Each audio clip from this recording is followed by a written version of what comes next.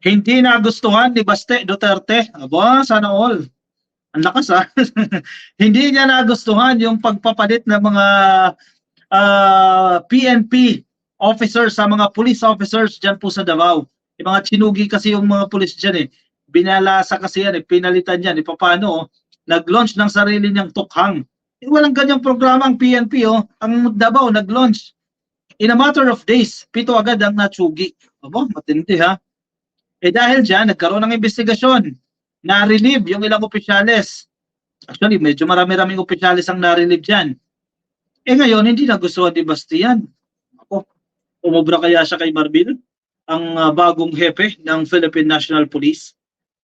Sabi sa balitang ito ng GMA News Online, oh, Baste Duterte condemns, strong word ha, kinukundina ang pagtatanggal kay Davao City sa mga pulis ng Davao City dahil sa alleged drug-related killings. Oy, magsasorry ba dapat ang leadership ng PNP dito? Marbil? Si PNP Chief Marbil, dapat magsorry kay Baste Duterte dahil ginawa yan? Aba, ano yan? Anak ng presidente na naman? Davao City Mayor Sebastian Baste Duterte on Sunday, ngayong araw lang po yan, mismo ngayong araw, condemned the removal of 35 Davao police personnel from their duties due to the alleged drug-related killings. Biruin mo, 35 personnel ng PNP dyan sa Davao ang na-relieve. Ano sa tingin niyo? Gagawin ng PNP dahil ano niya lang, gusto niya lang? May batayan yan, may dahilan yan kung bakit tinanggal yan. Ano ba, masyado na bang close yan? Masyado nang close itong mga pulis na ito kay Mayor Baste. Kaya kinukundina ni Mayor Baste itong naging desisyon ng leadership ng PNP. Kung ganoon, susundin niya ng mga pulis ng Davao Police. Bagamat may kapangyarihan si Mayor Baste dahil deputy siya ng Napolcom eh. May kapangyarihan niya na i-oversee at i-manage ang local police dyan sa Davao. Bagamat nag-exist yung kapangyarihan na yan, buti nga hindi pa binabawi yan ka-coffee. Hindi kagaya dyan kay Mayor Alice Guo, binawi na ng Napolcom yan eh. Bagamat andyan pa yan, nag-exist pa yung kapangyarihan ni Mayor Baste, syempre may pananagutan pa rin. Chain of command pa rin yan. Yung mga pulis ng Davao, kailangan pa rin nilang sumunod sa leadership ng PNP. Among the relieved personnel was Davao City Police Chief, si Police Colonel Richard Badang, who was also placed under administrative suspension. Police Regional Office Davao said Badang was suspended as to not influence the investigation. Basic naman sa government yan, Kagovi. Kung ikaw ay subject sa isang investigation, nare-relieve ka dyan para hindi mo ma-influensyahan yung ongoing investigation. Alam ni ni Mayor Bastian. Alam niya, matagal na kayo sa gobyerno. And definitely, alam ni Digong yan. Ginagawa niya rin yan ng panahon niya. I-relieve mo yung tao na under investigation. Kasi baka ma-influensyahan niya yung isinasagawang investigasyon dyan.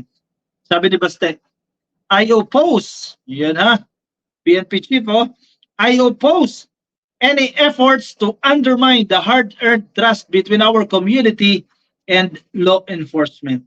Duterte said in a statement posted on his official Facebook page. Ano yun? Mali yung ginawa ng PNP leadership? At tama si Baste? Ganun ba yun? Ayos ah. In a GMA Regional TV report, Badang was removed from his position in line with the probe conducted by the Regional Internal Affairs Service o IAS Davao on the alleged drug-related killings in March 2024. Nagpasikat kasi si Basti dyan eh. Launch ng sarili niyang tokhang eh. Natsugi agad oh. Bilis. The Davao City Police Office has consistently shown remarkable effectiveness in maintaining peace and order in our city.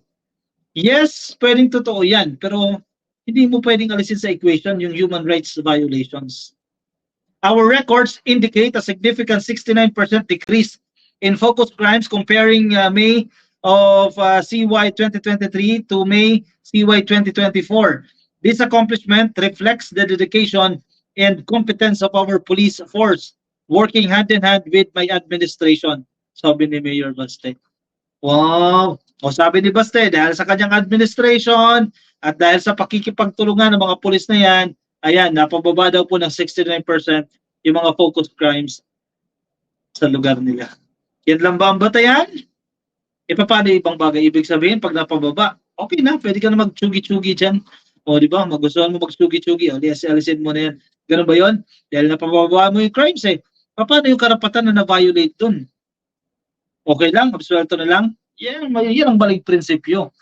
From May 23, from March 23 to 26, 23, 24, 25, 26, a matter of 4 days, 7 drug suspects were killed in separate bypass operations 4 days after Duterte declared a war on illegal drugs in Davao.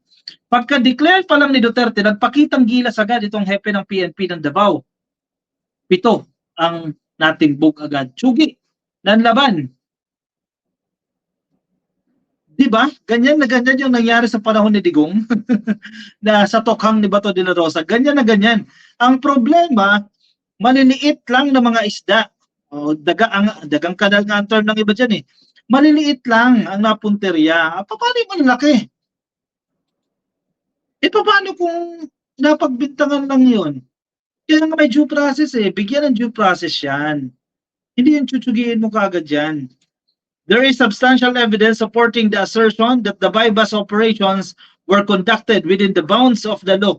Sabi ni Duterte, okay, sige, patunayan sa korte. Patunayan sa isinasagawang investigasyon. Let them decide. Hindi si Mayor Base magsasabi.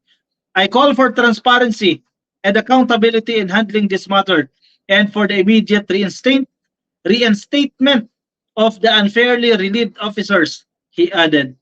Sabi ni Baste. So gusto niya, itong na-relieve na PNP officers na naka-assign dyan sa Davao, nakadestino dyan sa Davao, ibalik. Yan ang gusto ni Baste. Mayor Marbil, pagbigyan mo ba yan? Mayor. But Mayor. PNP Chief Marbil, pagbigyan mo ba tong hiling ni Baste Duterte, reinstate daw po agad yan. Huwag kayo magpadikta dyan, sir. Diba? Mali mo, in the coming days, tanggalan na ng authority ng NAPOLCOM. Diba, ang daming problema dyan sa Davao. Diyan si Kibuloy, hindi pa rin mahuli. Anyari, huwag kayong padikta dyan. Hindi na presidente ang tatay niyan sa PNP. Tama itong ginagawa ng PNP, Palitan agad dyan. Yung 35, medyo marami-rami yan. Palitan na agad dyan. Carlito Manalastas, Roque, baliw ka na. Actually, hindi tayo magsasabi ng baliw eh. Kasi psychiatrist ang makakapagsabi kung baliw na yan ka-copy. Pero pwede natin sabihin, dati kayong ginagawa nito kasamaan. Pwede natin masabi yan, no? Victoria Yarte, good evening ka-coffee. Nakikinig dyan sa Hong Kong. Hello po sa inyo. Yung pugita sa Davao, natanggal ang mga kalamay. Yung ulo na lang ang natira. Galamay yung natanggal. Mercy Otris Mangligot. Oy, mas malala pa noon nakaraan. Takot lang sila. Mamatay kaya nagtatago sila. O di ba, mga matataas na pulis ang mga kumahawak ng gamot. Akin naman dyan, respeto yan ka-coffee. Respeto ninyo yung desisyon ng PNP chief. Diba? Kasi pinagkatiwalaan ng presidente yan, pinagkatiwalaan ni PBBM yan. Tiwala siya dyan, alam niya na tama yung ginagawa niyan. Kasi kung hindi tama yung ginagawa ni PNP chief sa tingin ng presidente, hindi magiging happy yan, hindi ma-appoint yan dyan. Pat sa luwag, no? Gusto ng mga kampo ng mga dutay gawing kriminal ang mga kapulisan natin. Ngayon.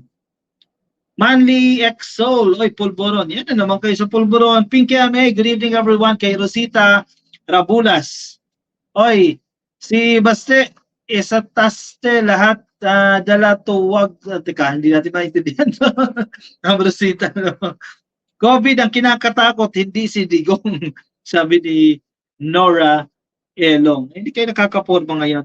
Ay, maraming salamat po. May nagpadala po sa atin ng pakulay kay Ma'am Feli de la Cruz. Thank you sa iyong pa-super sticker, Ma'am Feli de la Cruz. At kay Ma'am Brenda Decano. Ma'am Brenda, thank you so much. Nasa Facebook, nakikinig po sa atin. O siya, sige, yung mga nasa Facebook, i-shoutout muna natin kay Sir Rolando Tica, kay Enrico Briones, at kay LV de la Cruz, Ruben Carmen, kay June Trinidad, at kay Dan Lavin. Shoutout po sa inyong lahat na nakikinig po sa atin dyan sa Facebook. At kung nasa YouTube po kayo at hindi pa po kayo nakasubscribe, make sure na mag-subscribe po tayo. I-click lang po yung subscribe dyan po sa baba. At kung kapapasok nyo lang sa channel natin, i-click lang po yung like ka-coffee ng video na to sa YouTube. At kung nasa Facebook, i-click lang po yung follow sa ating Facebook page. Kawawa naman si PBBM, lagi na lang siya ang sinisisi kahit iba gumawa ng problema. Ano bang nangyayari dyan kay Baste? Exactly. Palalabasin nila, ginigipit ang Davao. O sino ba nag-launch ng Oplan Tokhang dyan? Di ba? Ang LGU, si Baste mismo. Sino yung gumawa dyan? Eh di mga pulis. O, nag-imbestiga ang leadership ng PNP, nakitaan nila yan. Kaya nga ongoing yung investigation eh. O, pinalitan, nirelieve para hindi ma-impluwensyahan ng ongoing na investigation. Eh kasalanan naman ni PBBM. Nako, kayo talaga. Arlene Tobias, good evening po sa inyo.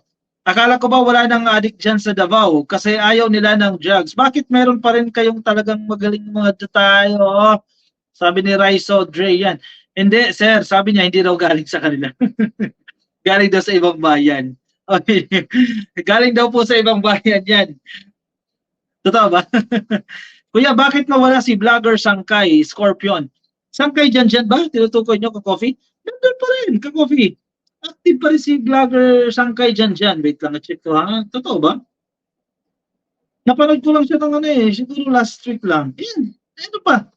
Ka-coffee, nasa Facebook pa oh. Sangkay dyan. 1.22 million subscriber. Active pa siya ka-coffee. 5 hours ago, meron pa siyang in-upload. So, check nyo lang po ka-coffee ha. Sangkay dyan. Nandiyan pa rin. Nagtokhang ala moves daw, sabi ni Dwayne Jazel, no? Good evening kay Albert Malilin. Shoutout po sa inyo ka-coffee, no? At kay Henrik Tan, shoutout po. O siya, sige, kuha na ng kape ka-coffee, move tayo sa ating next topic.